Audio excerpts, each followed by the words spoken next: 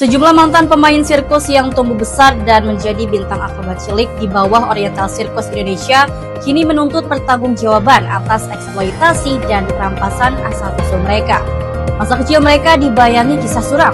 Demi menghibur penonton, hak anak yang seharusnya dilindungi justru terabaikan. Oriental Circus Indonesia yang selama ini dikenal sebagai hiburan keluarga, kini dituduh melakukan praktik eksploitasi manusia secara sistematis selama lebih dari 2 dekade. Sejumlah mantan pemain sirkus mengaku direkrut sejak usia anak-anak. Mereka mengaku dipaksa bekerja tanpa kontrak, tanpa upah, dan tanpa akses pendidikan formal. Sejumlah korban mengaku telah mengalami kekerasan yang berulang, baik secara fisik maupun psikologis. Mereka dipaksa berlatih dan tampil setiap hari, tanpa hak libur, tanpa istirahat, meski dalam kondisi sakit. Korban juga mengaku, hukuman diterapkan dengan cara yang ekstrim, seperti pemukulan, penyetruman, hingga pengurungan di ruang sempit. Seluruh pola ini disebut sebagai bagian dari disiplin internal yang diterapkan secara otoriter dan tertutup. Komnas HAM dan Komnas Perempuan menilai, praktik ini mengarah pada bentuk perbudakan. Pelanggaran yang teridentifikasi meliputi eksploitasi anak, penghapusan identitas, dan pengabaian hak dasar sebagai warga negara. Kasus ini memunculkan pertanyaan serius tentang lemahnya pengawasan terhadap pekerja di industri hiburan, khususnya yang melibatkan anak di bawah umur. Dan disiksa, itu aja setiap hari yang saya ingat. Bayangkan anak kecil umur 5 tahun sudah ditendang, mukulin pakai sendal bakya. Kalau saya tuh ditendang sama Pak Yansen pernah. Jadi dia membabi buta gitu, menyetrumin itu. Walaupun setruman itu nggak nempel di badan saya, cuman dia sundut-sundut doang, tapi kan itu sakit buat saya. Sampai ke alat kelamin itu dia setrum-setrum sampai saya jatuh lemes pada saat itu. Dia dipukulin, dijanggut rambut saya sampai kepala saya dijedotin ke dinding. Terus saya ditamparin, biasa gitu. Perut saya ditonjok, saya dipasung selama 2 minggu. Saya diseret dimasukin ke kandang macan. Saya tidur di kandang macan selama 3 hari. Kalau dipukul sudah sehari-harinya kita semua. Latihan itu pasti dipukul. Jadi setiap malam saya dirantai, pakai rantai gajah. Dipukulin saya pakai balok, dipegangin, dijejelin tai gajah.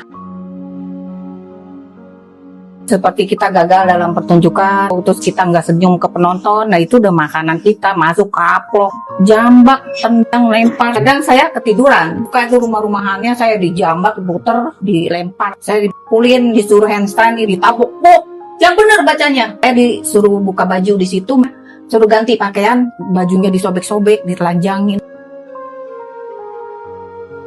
Tonjok sampai saya ngembeng darah, pukul pakai bakyak. Oh itu di mana aja main koplak. Bayangin udah ditimpuk, suruh bawa lagi ambil ke sini, timpuk lagi terus. Ya verbal ya gimana ya, seperti top bego apa itu juga ada lah. Saya dilempar pakai sendal geteknya dia itu loh, kayu itu. Gara-gara saya latihan gigit bunga, gak bisa banget, gigi saya sakit. Kalau sampai Yansen, sampai kuping saya berdarah. Saya pernah ngambil roti gajah itu. Kita kan kasih makan gajah, ada roti tawar itu, kita beli, kita makan dikit aja itu. Kalau ketahuan disetrap makan 10 bal roti gajah. Ngambil pisang isi panse, habis 1 biji aja suruh makan 3 sisir.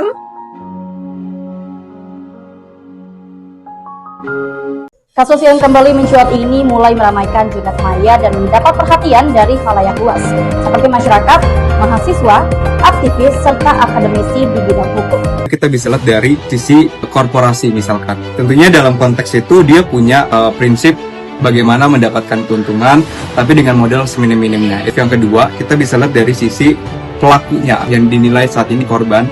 Mereka butuh untuk menafkahi keluarganya, mungkin mereka butuh penghidupan yang layak. Kalaupun memang terpaksa bekerja seperti itu, hilangkan adanya kekerasan. Jangan sampai mencelakakan, kemudian diberikan hak-hak yang layak, karena impact-nya itu besar dalam jangka panjang. Jelas termasuk sebagai eksploitasi manusia, karena di sana adanya pemaksaan terhadap orang untuk melakukan suatu tindakan yang mana tindakan itu menghasilkan keuntungan untuk orang tertentu, di mana para korbannya tersebut juga adalah anak-anak di bawah umur. Mereka tidak bisa mempunyai kontrol terhadap dirinya. Nah, ini juga merupakan salah satu kegagalan dari pengawasan kementerian atau dalam hal ini pemerintah, yaitu Perlindungan Perempuan dan Anak.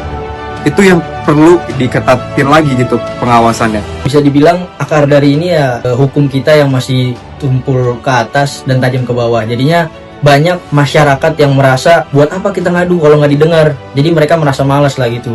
Undang-undang yang mengatur tentang eksploitasi terhadap manusia itu Undang-Undang Nomor 21 Tahun 2007 tentang pemberantasan tindak pidana perdagangan orang. Pasal 66 Undang-Undang Nomor 35 Tahun 2014 tentang perlindungan anak, Undang-Undang Nomor 13 Tahun 2003 tentang ketenagakerjaan. Itu tidak benar, karena Butet sebelum hamil melahirkan itu beberapa kali hamil dengan beberapa pria. Nggak bilang nakal anak-anak sendiri ya. Di sirkus agak susah tuh, rantai di mana ya? Nggak mungkin bisa ada terjadi di rantai, dan di rantainya seperti apa ya, susah sekali kan. Mereka kan dari tempat penampungan anak di daerah Kalijodo. Kalau strum tidak mungkin. Sebetulnya gajah nggak pakai strum Pak ya, pakai hot wire. Kan sedikit kecewa ya. Di balik gemerlap Oriental Circus Indonesia terungkap realita yang memilukan. Ini menyadarkan kita bahwa setiap individu di dalamnya berhak penuh atas kehidupannya.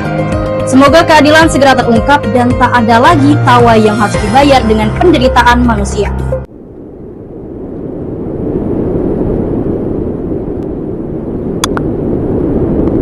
Kupikir yang kutonton hanyalah pertunjukan.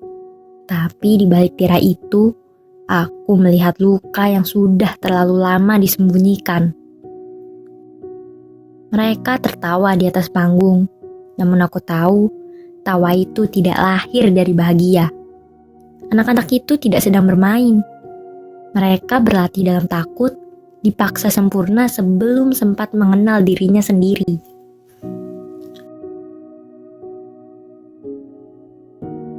Aku melihat mereka tumbuh tanpa pilihan, dididik untuk patuh, dibentuk untuk dikagumi, tapi tak pernah diajari cara menjaga dirinya sendiri.